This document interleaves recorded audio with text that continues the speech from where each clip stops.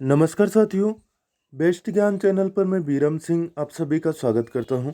यहां पर आपको मिलती है डेली न्यूज़, करंट अफेयर्स, सरकारी नौकरी और योजनाओं की लेटेस्ट अपडेटेड जानकारी। वीडियो में दी गई जानकारी आपको उपयोगी लगे तो प्लीज़ लाइक ज़रूर कर दीजिएगा। मध्य प्रदेश के राज्य निर्वाचन आयुक्त श्री बसंत प्रताप सिंह ने आगामी नगरीय निकाय और पंचायत निर्वाचन में कानून व्यवस्था के संबंध में पुलिस महानिदेशक श्री विवेक जौहरी के साथ चर्चा की। श्री सिंह ने बताया कि पंचायत निर्वाचन 3 और नगरीय निकाय निर्वाचन 2 फेज में करवाए जाएंगे। अति संवेदनशील मतदान केंद्रों में वीडियो कैमरे भी लगेंगे। उन्होंने कहा कि निर्वाचन की घोषणा के साथ ही आदर्श आचरण संहिता भी प्रभावशील हो जाएगी। इसका सख्ती से पालन सुनिश्चित करने के निर्देश भी इन्होंने दिए हैं।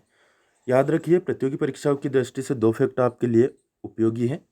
पहला तो है कि मध्य प्रदेश के राज्य निर्वाचन आयुक्त कौन है, श्री बसंत प्रताप सिंह, और दूसरा मध्य प्रदेश के पुलिस महानिदेशक कौन है, श्री विवेक जौहरी। दोनों ही नाम आपकी प्रतियोगी परीक्षाओं के लिए इंपॉर्टेंट है, याद रखिएगा।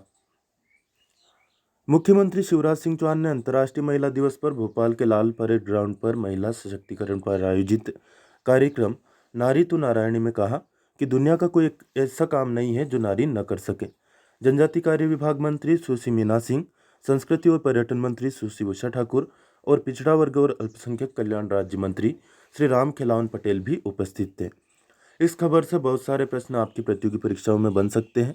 पहला तो ये कि अंतर्राष्ट्रीय महिला दिवस कब मनाया जाता है, तो याद रखिएगा 8 मार्च को। दूसरा है कि मध्य प्रदेश की जनजाति कार्य विभाग मंत्री कौन है, नाम याद रखिएगा सुश्री मीना सिंह। और संस्कृति और पर्यटन मंत्री कौन है, सुश्री उषा ठाकुर। पिछड़ा वर्ग और अल्पसंख्यक कल्याण राज्य मंत्री स्वतंत्र प्रभार कौन है, श्री राम खिलावन पटेल। मंत्रियों के नाम इंपोर्टेंट होता है, परीक्षा में पूछे जाते हैं, तो याद रखिएगा। चुनाव के बारे में और चर्चा हम करें तो ये देखते हैं और कौन से निर्देश दिए हैं।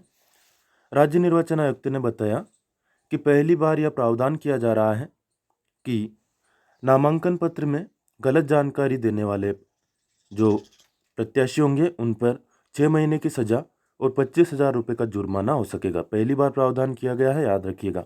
6 महीने की सजा और 25,000 जुर्माना। सामान्य प्रेक्षक के साथ ही व्यय प्रेक्षक भी नियुक्त किए जाएंगे। उन्होंने विधिक प्रावधानों के बारे में भी जानकारी दी है। बेटियों को बरगलाने वालों को मिलेगा आजीवन कारावास। मुख्यमंत्री श्री चौहान ने कहा कि विधानसभा में धर्म स्वातंत्र्य विधेयक प्रस्तुत किया गया है। डरा धमका कर, बहला फुसलाकर बेटियों को बरगलाने वाले अपराधियों को आजीवन कारावास की सजा मिलेगी। उन्होंने मध्य प्रदेश पुलिस की प्रशंसा करते हुए कहा कि पुलिस ने ऐसी 9,000 लापता बेटियों को ढूंढ निकाला है। श्री चौहान ने कहा कि मध्य प्रदेश देश का पहला राज्य है जिससे न केवल दुराचार करने वाले अपराधियों को फांसी की सजा का प्रावधान किया, बल्कि अब तक 72 ऐसे लोगों को फांसी की सजा भी दी जा चुकी है। श्री चौहान ने सर्वोच्च न्यायालय से अपील करते हुए कहा कि अक्सर निम्न स्तरीय अदालत से होते हुए सर्वोच्च अदालत तक पहुंचने में बहुत विलंब हो जाता है, इसलिए जल्द से जल्द सुनवाई के नए दिशा निर्देश जारी किए जाए ताकि फैसला जल्दी हो सके। उत्कृष्ट कार्य करने वाली महिलाओं की रही उपस्थिति। मंच पर उत्कृष्ट कार्य करने वाली महिलाओं की भी उपस्थिति रही। इनमें पद्मश्री भूरीबाई, सीधी बस दुर्घटना में सास का परिचय देकर कई लोगों की जान बचाने वाली सुश्री शिवरानी, डॉक्टर गीता रानी गुप्ता, सुश्री कंचन वर्मा, सुश्री द्रौपदी चौकसे, सुश्री ज्योति गौर, सुश्री मनीषा कीर, सुश्री रेवती पटेल, सुश्री अनादि, सुश्री पूनम श्रोती शामिल हैं। महत्वपूर्ण काम इन्होंने किया है। सभी महिलाओं का नाम इम्पोर्टेंट है, लेकिन खास तौर पर पद्मश्री भूरीबाई का नाम आपको याद रखना है। इनको हाल ही में पद्मश्री सम्मान दिया गया है। पिथौरा पेंटिंग की एक कलाकार है भूरीबाई, याद रखिएगा। अब देखते हैं अंतर्राष्ट्रीय महिला दिवस पर मुख्यमंत्री शिवराज सिंह चौहान द्वारा की गई 30 बड़ी घोषणाएं। मुख्यमंत्री शिवराज सिंह चौहान ने कहा कि विश्व में कोई काम ऐसा नहीं है जो कि महिलाएं न कर सके। आज मेरे साथ सुबह से लेकर पूरे दिन वाहन चालन, सुरक्षा, प्रशासन, प्रचार प्रसार सभी विधाओं में महिलाओं ने काम किया। उन्होंने इस अवसर पर अनेक महत्वपूर्ण घोषणाएं की भी हैं। सभी लाडली लक्ष्मी की देश विदेश में होने वाली उच्च शिक्षा का भार अब राज्य शासन वहन करेगा। स्व सहायता समूह के खातों में हर महीने 150 करोड़ रुपए डाले जाएंगे। महिला स्व सहायता समूह को 4% ब्याज पर जो ऋण दिया जाता था, अब 2% पर इनको ऋण मिलेगा। शेष ब्याज राज्य शासन वहन करेगा। संविदा कर्मी महिलाओं को भी अब 180 दिन का प्रसूति अवकाश मिलेगा। नगरीय निकायों में कार्यरत अस्थायी महिला सफाई कर्मियों को सप्ताह में 1 दिन की छुट्टी मिलेगी। मध्य प्रदेश में 100 करोड़ की लागत से नारी सम्मान कोष बनाया जाएगा।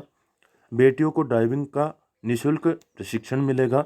भू स्वामित्व में पति के साथ पत्नी का भी नाम होगा। प्रधानमंत्री आवास समेत जितनी भी योजनाओं के तहत मकान बनेंगे उनके दस्तावेज महिला के नाम पर भी होंगे। चाबी भी संयुक्त रूप से दी जाएगी। महिला के नाम पर नई संपत्ति खरीदने पर रजिस्ट्री में 2% की छूट भी दी जाएगी। ठेकेदारी करने पर महिलाओं का पंजीयन निःशुल्क होगा। स्कूल ड्रेस बनाने का काम महिला स्व सहायता समूह की बहनें करेगी। गेहूं फसल आदि खरीदी के काम भी स्व सहायता समूह की महिलाएं करेगी। पंचायत स्तर पर होने वाले सर्वे में भी महिला स्व सहायता समूह को शामिल किया जाएगा। सरकारी अस्पतालों में वुमेन हेल्प डेस्क बनेगी। बेटियों के लिए करियर काउंसलिंग की जाएगी। चिन्हित ITI में महिलाओं को गाड़ी चलाने का निःशुल्क प्रशिक्षण दिया जाएगा। जिला स्तर पर शासकीय परिसर में कैंटीन चलाने का कार्य भी महिला स्व सहायता समूह करेगी। उज्जैन और सागर जिले में महिला स्वास्थ्य सेवा से संबंधित प्रशिक्षण के लिए स्किल लैब्स की स्थापना की जाएगी। प्रदेश के 1600 स्वास्थ्य केंद्रों को आधुनिक प्रसव केंद्रों के रूप में परिवर्तित किया जाएगा। जिस गांव में 3 साल तक बेटी बेटे का समान संख्या में जन्म होगा उस गांव के विकास के लिए 2 लाख रुपए की सहायता अलग से दी जाएगी। प्रदेश के हर जिले में महिला थाने खोले जाएंगे। अगले 3 सालों में प्रदेश के हर गांव में हर घर में नल जल होगा। कक्षा 9वीं 10वीं और 11वीं के छात्रों को महिलाओं की इज्जत करने के संस्कार दिए जाएंगे। मध्याह्न भोजन के लिए तेल मसाले आदि की खरीदी महिला स्व सहायता समूह से की जाएगी। नशा मुक्ति अभियान में स्व सहायता समूह को भी शामिल किया जाएगा। नशा मुक्त पंचायत को पुरस्कृत करने के साथ विकास के लिए अधिक धनराशि मिलेगी। नशा मुक्ति कार्यक्रम में स्थानीय महिला स्व सहायता समूह, शौर्य दल आदि की भागीदारी भी होगी। आत्मरक्षा के लिए प्रदेश की 23,000 बेटियों को मार्शल आर्ट की ट्रेनिंग दी जाएगी। मुख्यमंत्री शिवराज सिंह चौहान की पहल पर जबलपुर में 60 करोड़ 75 लाख रुपए की लागत से गोहलपुर के लेमा गार्डन में करीब 8 एकड़ क्षेत्र में जबलपुर गारमेंट एवं फैशन डिजाइन क्लस्टर विकसित किया जा रहा है। यह थी साथियों मुख्यमंत्री शिवराज सिंह चौहान द्वारा की गई 30 बड़ी घोषणाएं। मिलावट से मुक्ति अभियान के अंतर्गत कलेक्टर श्री दीपक आर्य के निर्देशन में खाद्य सुरक्षा प्रशासन बालाघाट की टीम ने सख्त कार्रवाई की थी। जयप्रकाश कॉलोनी बालाघाट स्थित पशुपतिनाथ ट्रेडर्स के गोदाम पर हुई कार्रवाई में 3,40,000 रुपये का पान मसाला और सुपारी को जब्त किया गया है। लोक स्वास्थ्य और परिवार कल्याण मंत्री डॉक्टर प्रभुराम चौधरी ने NHM मुख्यालय से ब्लड कलेक्शन ट्रांसपोर्टेशन वैन और वैक्सीन रेफ्रिजरेटर वैन को हरी झंडी दिखाकर रवाना किया। स्वास्थ्य मंत्री द्वारा राजभवन और विधानसभा के लिए एक एम्बुलेंस भेजी गई है। इस अवसर पर उन्होंने कायाकल्प अवार्ड वर्ष 2020-21 की घोषणा भी की। कायाकल्प अवार्ड इम्पोर्टेंट है, याद रखिएगा किसे दिए गए हैं, आगे हम देखते हैं। स्वास्थ्य मंत्री डॉक्टर चौधरी ने कहा कि ग्रामीण और सुदूरवर्ती क्षेत्रों में स्वेच्छित रक्तदाताओं को रक्त देने ब्लड बैंक तक नहीं आना होगा। अब वे रक्तदान जीवनदान से वंचित नहीं रहेंगे। उनके गांव और घर ब्लड लेने ब्लड कलेक्शन ट्रांसपोर्टेशन वैन आएगी। वातानुकूलित इस वैन में donor couch, refrigerator, collection monitor, tube sealer उपकरण रहेंगे। स्वास्थ्य मंत्री ने बताया कि पहले चरण में आज प्रदेश के 24 जिलों में यह वैन पहुंचाई जा रही है। शेष जिलों में भी जल्द ही ब्लड कलेक्शन ट्रांसपोर्टेशन वैन भेजी जाएगी। स्वास्थ्य मंत्री डॉक्टर चौधरी ने इस प्रोजेक्ट को बनाने वाले स्वर्गीय डॉक्टर मुंशी को याद किया और कहा कि डॉक्टर मुंशी के अथक प्रयासों से बनाया गया प्रोजेक्ट आज मूर्त रूप ले रहा है। उन्होंने मौके पर मौजूद स्वर्गीय डॉक्टर मुंशी की पत्नी श्रीमती वंदना मुंशी के कार्यक्रम में आने पर आभार भी व्यक्त किया। स्वास्थ्य मंत्री डॉक्टर चौधरी ने गेल इंडिया द्वारा उपलब्ध कराई गई वैक्सीन रेफ्रिजरेटर वैन को भी हरी झंडी दिखाकर रवाना किया। इस वैन के माध्यम से एक बार में वैक्सीन की 3 लाख डोज राज्य स्तर से संभागों के लिए भेजी जा सकेगी। उन्होंने कोरोना काल और टीकाकरण में स्वास्थ्य विभाग के अमले द्वारा दी गई सराहनीय सेवाओं का उल्लेख करते हुए कहा कि इससे कोरोना उपचार प्रबंधन और वैक्सीनेशन में विभाग की अच्छी छवि बनी है। स्वास्थ्य मंत्री डॉक्टर चौधरी ने स्वास्थ्य संस्थाओं में सेवाओं की गुणवत्ता में सुधार करने, बेहतर साफ सफाई रखने सहित अन्य मापदंड पर मूल्यांकन में श्रेष्ठ पाए गए अस्पतालों को कायाकल्प अवार्ड देने की भी घोषणा की। तो याद रखिएगा, जिला अस्पताल की श्रेणी में पहला अवार्ड जबलपुर को, दूसरा भोपाल, तीसरा विदिशा को, सिविल अस्पताल और सामुदायिक स्वास्थ्य केंद्र की श्रेणी में पहला अवार्ड मिला है इच्छावर जिला सीहोर, दूसरा संयुक्त रूप से रामनगर जिला सतना, पाटन जिला जबलपुर और तीसरा अवार्ड मिला है एल्गिन जिला जबलपुर को देने की घोषणा हुई है। तो याद रखिएगा, जिला अस्पताल की श्रेणी में पहला अवार्ड मिला है जबलपुर, दूसरा भोपाल और तीसरा विदिशा को। वही सामुदायिक स्वास्थ्य केंद्र की श्रेणी में पहला अवार्ड मिला है इच्छावर जिला सीहोर और दूसरा मिला है संयुक्त रूप से रामनगर जिला सतना और पाटन जिला जबलपुर को, और तीसरा अवार्ड मिला है एल्गिन जिला जबलपुर को देने की घोषणा की गई है। स्कूल शिक्षा मंत्री स्वतंत्र प्रभार और सामान्य प्रशासन राज्य मंत्री श्री इंदर सिंह परमार ने बताया कि उच्च माध्यमिक शिक्षक और माध्यमिक शिक्षक पद के अभ्यर्थियों के दस्तावेजों के सत्यापन की प्रक्रिया शुरू की जा रही है। स्कूल शिक्षा मंत्री स्वतंत्र प्रभार से परमार के निर्देश पर स्कूल शिक्षा विभाग द्वारा उच्च माध्यमिक शिक्षक के पद के लिए 1, 3, 5, 8 और 9-10 अप्रैल को तथा माध्यमिक शिक्षक पद के लिए 15, 16, 17, 22, 23 और 24 अप्रैल 2021 को दस्तावेज सत्यापन की कार्रवाई संपन्न की जाएगी। लोक शिक्षण संचालनालय द्वारा इस संबंध में निर्देश जारी कर दिए गए हैं। उल्लेखनीय है कि उच्च माध्यमिक शिक्षक और माध्यमिक शिक्षक पद पर भर्ती के लिए प्रावधिक चयन सूची जारी की गई थी। इन पदों के अभ्यर्थियों के दस्तावेज सत्यापन की कार्रवाई कोरोना महामारी के कारण 4 जुलाई 2020 को स्थगित कर दी गई थी, जिसे अब फिर से शुरू कर दिया गया है। खबर आपको अच्छी लगे तो प्लीज़ लाइक जरूर कर दीजिएगा। प्रधानमंत्री फसल बीमा योजना के अंतर्गत फसल बीमा से वंचित किसानों के लिए फिर से बीमा पोर्टल खुल गया है। 10 मार्च तक पंजीयन हो रहा है, ऑनलाइन एंट्री करवा सकते हैं बैंक जाकर। पोर्टल से जुड़े किसानों की स्थिति की बात करें तो अब तक 18 लाख किसान इससे जुड़ चुके हैं और 6 लाख और किसानों को 10 तारीख तक जोड़ने का लक्ष्य है। तो याद रखिएगा, खरीफ वर्ष 2019 में जो किसान फसल बीमा से वंचित रह गए थे उनके लिए यह पोर्टल फिर से खोला गया है। बैंक में एंट्री आप करवा सकते हैं। यदि आपके क्षेत्र में अन्य किसानों को फसल बीमा मिल गया लेकिन आपको नहीं मिला है तो बैंक में जाकर अधिकारियों से संपर्क करें और पोर्टल पर अपनी प्रविष्टि की कार्रवाई करवा लें, ताकि कोई भी पात्र कृषक खरीफ 2019 फसल बीमा लाभ से वंचित न रहे। रतलाम मंडल ने 3 गुना तक डेमू और पैसेंजर ट्रेन के यात्रियों की जेब पर बोझ डाल दिया है, किराया बढ़ा दिया है। इंदौर से चलने वाली इन ट्रेनों के किराए में कितनी बढ़ोतरी हुई है इसकी बात करें तो अम्बेडकर नगर महू डेमू पैसेंजर जो ट्रेन थी इसका किराया था पहले 10 रुपये, अब हो गया है 30 रुपये। इसी प्रकार राजेंद्र नगर और लक्ष्मीबाई नगर डेमू का भी किराया 10 से 30 रुपये हो गया है।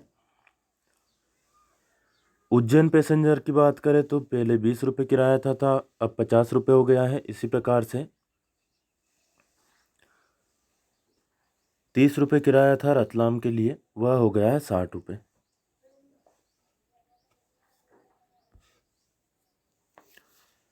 सरकार द्वारा किसानों के हित में एक और महत्वपूर्ण निर्णय लेते हुए फसल नुकसानी पर न्यूनतम मुआवजा राशि 5,000 रुपये कर दी है। यानी कि आपका 5,000 से कम नुकसान हुआ हो तो भी आपको 5,000 रुपये की राशि कम से कम मिलेगी, उससे कम नहीं मिलेगी। पहले होता था ना कि किसी को 100 रुपये, किसी को 50 रुपये भी मिल रहे थे, तो अब ऐसा नहीं होगा। कम से कम 5,000 रुपये की राशि फसल बीमा के तौर पर मिलेगी। राजगढ़ जिले के 3,33,137 किसानों को फसल बीमा के रूप में 703,44,70,000 रुपये की राशि स्वीकृत हुई है, लेकिन अभी तक मिली नहीं है।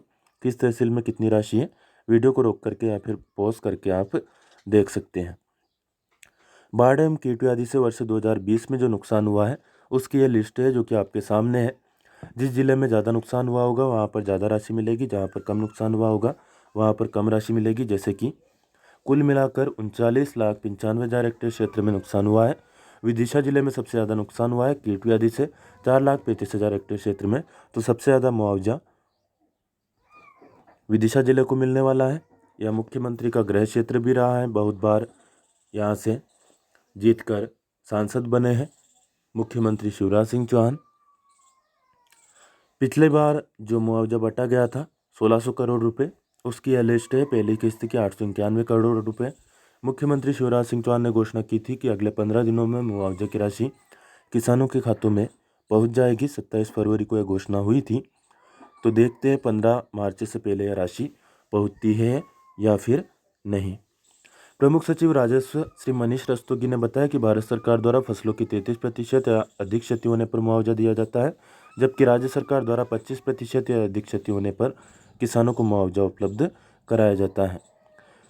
पिछली बार 2000 करोड़ रुपए का मुआवजा कमलनाथ सरकार ने बांटा था, इस बार 4000 करोड़ रुपए का मुआवजा संभावित है।